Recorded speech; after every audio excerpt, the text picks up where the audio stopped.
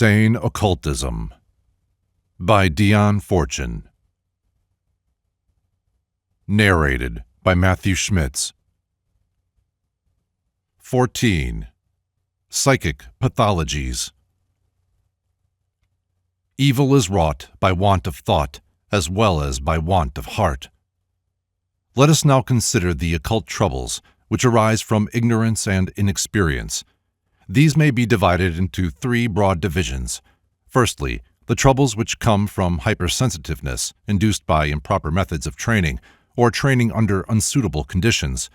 Secondly, the forming of rapports without the knowledge of the methods of breaking them and resealing the aura.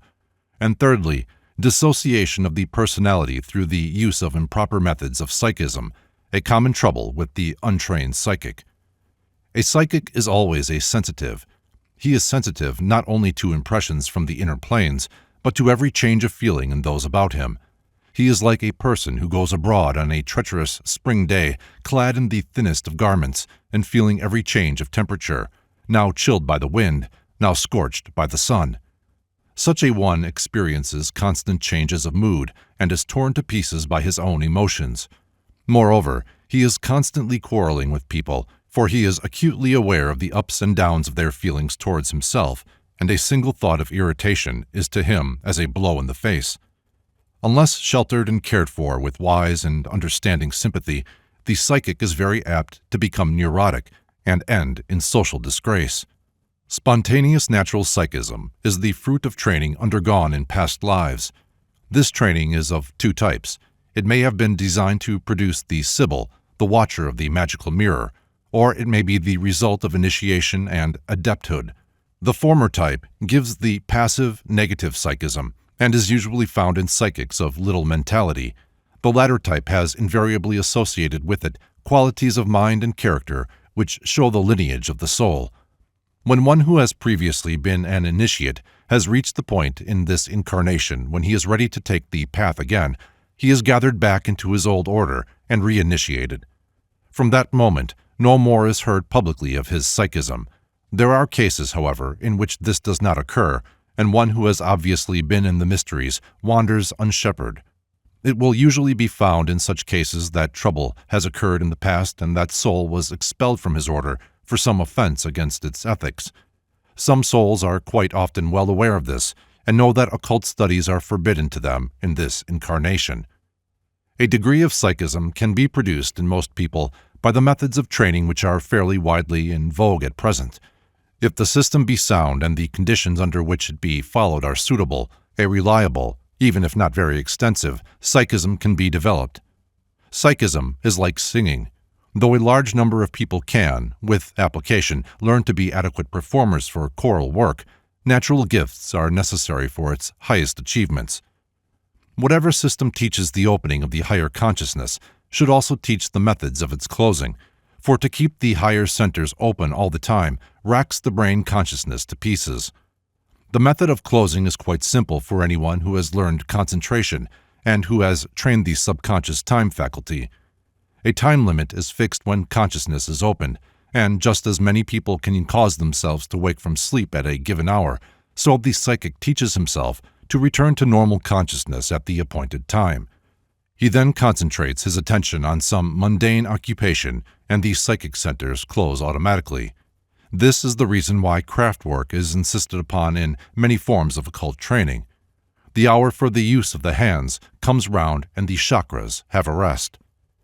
It is for this reason that the Western occultist, and especially such as concentrate the forces with ritual, deprecate vegetarianism when training, especially if the student has to remain out in the world, going about his ordinary business.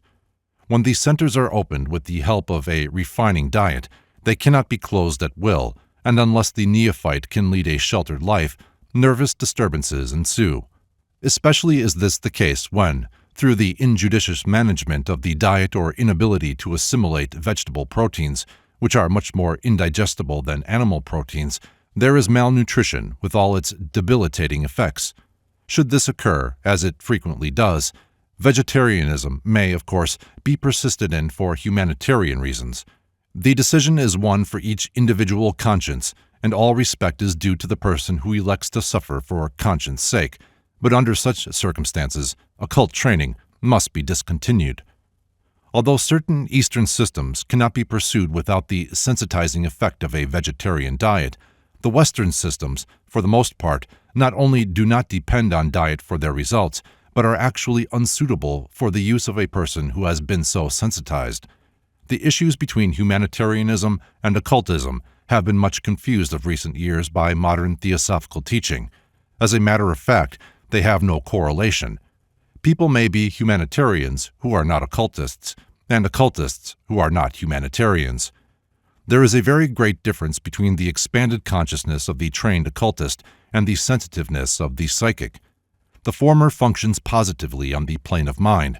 The latter is receptive and negative on the astral plane, which is the plane of the emotions. He is swept backwards and forwards by every astral wind that blows. He is blamed for his treachery, his changeability, his sudden malice. But as a matter of fact, he is the victim of circumstances, as little to be blamed as a schoolchild who catches measles, mumps, scarlet fever, and whooping cough, one after another. The germs were going about, and he was not immune. The psychic and mystic frequently ask why any training is necessary. They declare that they have got their contacts and their vision. They know that all knowledge and power are within the heart. What more can be added unto them?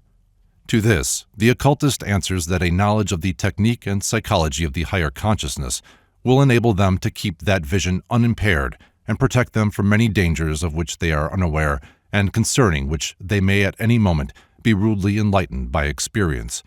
Occult discipline is to the psychic what the training of his voice is to the singer. Untrained voices, however beautiful, do not last long, and the higher ranges of their art are not possible to them.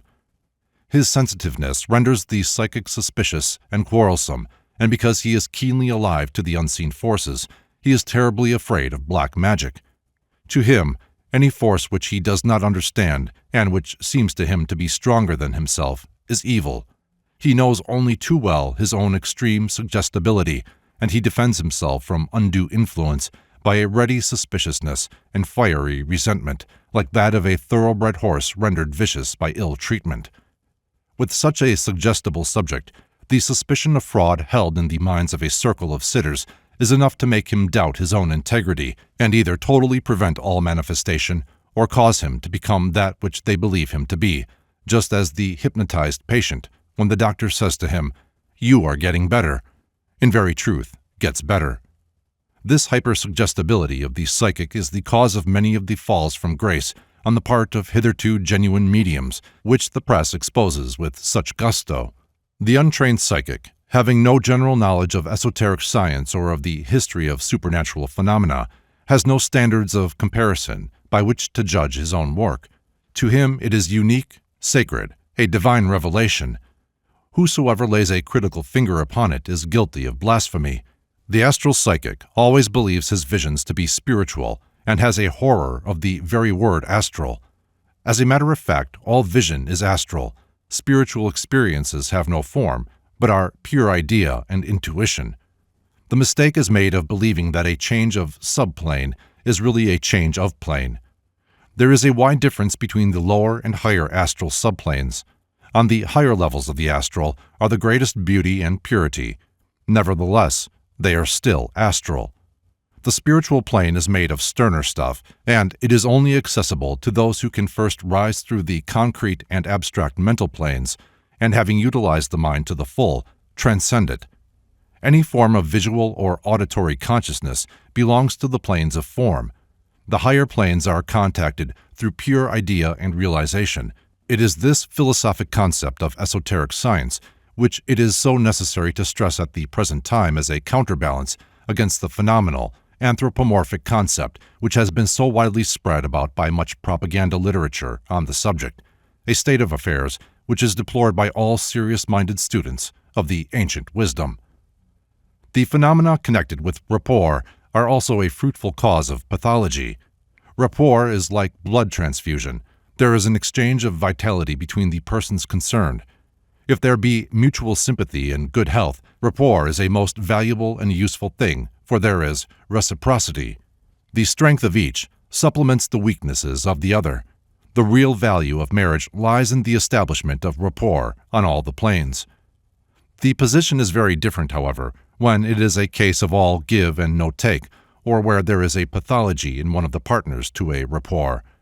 Vitality is like any other mobile substance. It tends to flow from a center of high pressure to a center of low pressure until the pressure is equalized. Most of us only establish a rapport with those with whom we are in close emotional touch, but in the psychic, the ectoplasm often projects long processes beyond the edge of the aura, and rapport is easily established. When there is a need, the sympathy flows, and where the sympathy flows, the ectoplasm flows too, and along its tenuous threads goes the vitality. The leaking aura is not at all uncommon and accounts for much ill health in psychics. This condition needs careful and prolonged treatment. The rapport must first be broken by a complete severance of all relations for a time, if this be possible, and also by certain occult means which cannot be entered upon here. To break the rapport, however, is not enough unless the rents in the aura be closed. The vitality will continue to leak and rapports to be formed with any who are devitalized. This is not a deliberate vampirism, but simply an acute form of the normal interchange of vitality and polarization, which goes on all the time between all forms of life. In order to cause the aura to heal up and strengthen, the physical and mental health must be built up in circumstances of emotional quiet. A return to nature is the best medicine, for nature is a powerful healer for all psychic troubles. The re-establishment of physical health must always go hand in hand with the solution of occult problems. A lowered vitality leaves an open gate to invasion. Lastly, we come to the point where lies the root of so much occult trouble, the point where psychism and psychopathology meet. The sensitiveness of the psychic can so easily turn into mental instability under adverse circumstances. For its proper understanding, a knowledge of psychology is necessary. Whoever wants to understand this subject cannot do better than study Dream Psychology by Maurice Nicoll. The Psychology of Insanity by Bernard Hart is also very illuminating, and my own little book, Machinery of the Mind, is a general introduction to the subject. An adequate knowledge of the elements of both normal and abnormal psychology would do more than anything else towards preventing false concepts of occultism. When all is said and done, occultism is simply the science which deals with extended consciousness and the experiences which that extended consciousness opens up, and unless we have a proper concept of the nature of consciousness, we can never hope to understand occultism. It is so much easier, however, to acquire a rule-of-thumb knowledge of occult phenomena or alleged phenomena, and human nature is so fond of shortcuts which save effort and application that it is not easy to get would-be students to realize that profound philosophical concepts must be clearly grasped before the occult doctrines can be understood. Apart from these, we get naive and anthropomorphic concepts of a universe cut out of cardboard, a child's toy theater of a cosmos, and lucky are we if we get it plain, without the addition of gaudy colorings.